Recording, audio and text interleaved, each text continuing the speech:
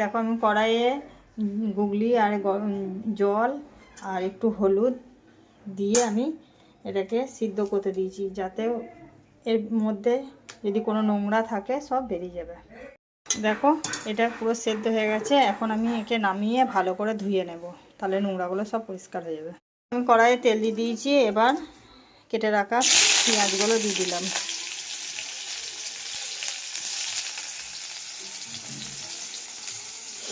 এবার দিয়ে দিলাম ধুয়ে রাখা আমি গুগলিগুলো, ভালো করে ভেজে নেব। দেখো আমি বেগুনগুলো দিয়ে দিলাম। এবার বেগুনগুলো ভালো করে নেড়ে নেব। আমার ভালোভাবে ভাজা হয়ে গেছে। এবার দিলাম একটু স্বাদ মতো লবণ আর বেটে রাখা মশলাটা আমি অ্যাড করে দিলাম। বন্ধুরা ভালো করে কষানো হয়ে গেছে। এবার আমি একটু জল অ্যাড করে দেবো